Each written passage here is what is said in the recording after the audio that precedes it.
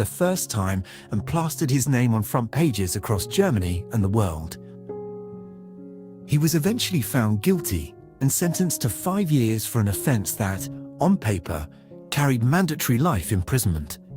He served less than 9 months in total in the comfortable quarters at Landsberg prison, where he dictated the first volume of what would become Mein Kampf to Rudolf Hess.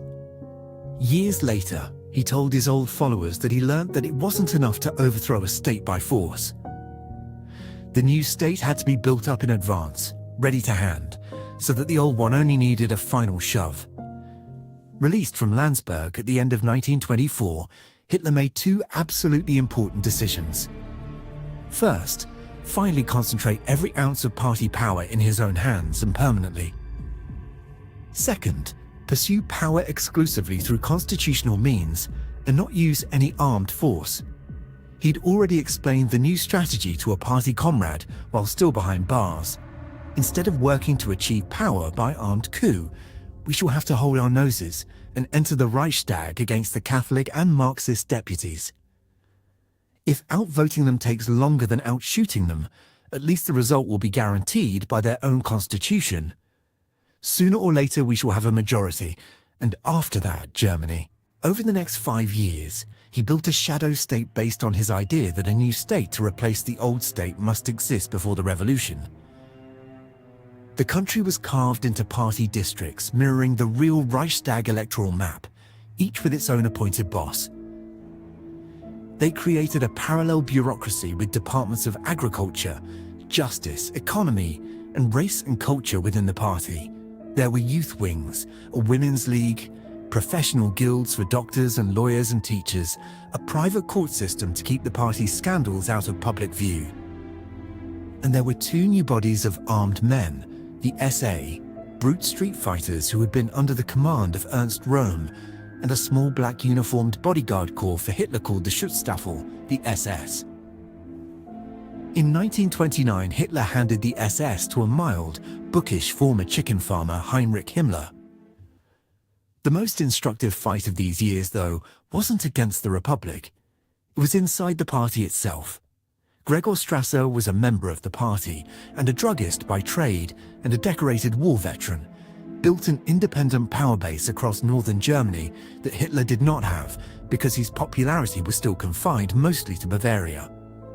Strasser had his own newspaper, his own network of district leaders, and a young recruit with a doctorate as his secretary, Joseph Goebbels. In November 1925, Strasser convened his own conference at Hanover for two reasons. First, to push a genuinely socialist program because he was cultivating the socialism aspect of the National Socialism by calling for the nationalization of big industry. But secondly, to informally challenge Hitler's authority. Goebbels at the time reportedly shouted that the party ought to expel the petty bourgeois Adolf Hitler, but Hitler did not openly fight Strasser at Hanover. He waited 3 months, then summoned his own conference at Bamberg, deliberately scheduled on a weekday so the northern leaders, working men with jobs, mostly couldn't attend. Strasser and Goebbels showed up nearly alone and badly outnumbered by Hitler's southern loyalists, were steamrolled into abandoning their program on the spot. Goebbels' own diary, discovered only after the war, and the only reliable window into what he actually felt that week, records as it happens in real time. Hitler talks for 2 hours, he wrote the day after Bamberg. I feel as though someone had beaten me. I no longer have complete faith in Hitler. He went to the train station afterward to console the humiliated Strasser, and then Hitler moved to turn Strasser's own lieutenant into his camp.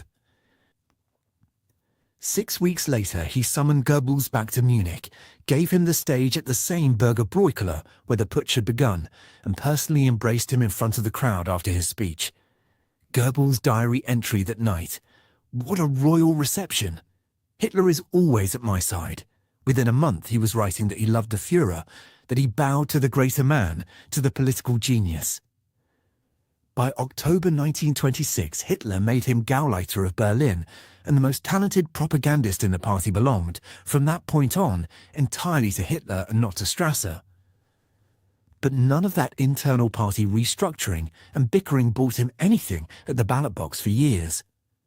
In the May 1928 elections, with Germany getting more prosperous in the post-war years and the Weimar Republic looking almost finally stable, the Nazi Party polled just 810,000 votes out of 31 million cast, which converted to about a dozen seats out of nearly 500. Hitler was mostly the butt of jokes told in connection with the failed beer hall stunt 5 years earlier. Then, in October 1929, the American stock market collapsed, and within 2 years German industrial production had been cut nearly in half and unemployment climbed past 6 million. Hitler did not pretend to understand economics, by his own later admission. He barely tried to. But he understood exactly what to do with the mass desperation at hand.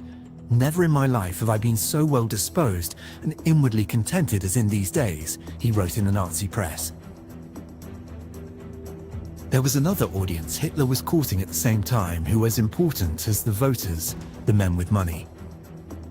Fritz Thyssen, the steel magnate, had been giving the party money since 1923 and would later write a book confessing it, bitterly, called I Paid Hitler. Emil Kierdorf, the coal baron who ran a political slush fund known as the Rue Treasury, was also brought in as a financier at party congress in 1929.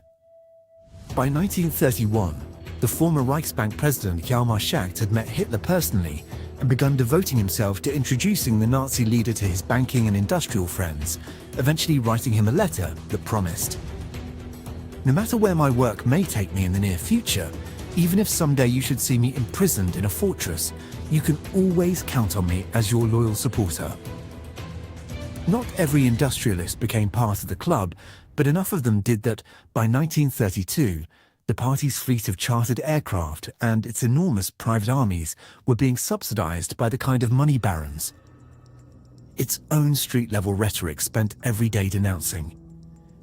But the factor that most helped Hitler's assumption of the chancellorship was the Weimar Constitution itself. It let the president rule by decree in a national emergency, bypassing the Reichstag entirely. In practice, once Chancellor Heinrich Brüning started leaning on it in 1930 to force through budget measures that the Reichstag wouldn't pass, it became the norm for every government after him. The September 1930 election that followed was the moment the Nazi Party stopped being a fringe. Hitler had hoped to quadruple his 1928 vote and pick up maybe 50 seats. He got over 6 million votes and 107 seats, a 9-fold jump overnight, and suddenly, the party went from smallest in the Reichstag to second largest. This shook up the army's officer corps and Germany's industrialists. Hitler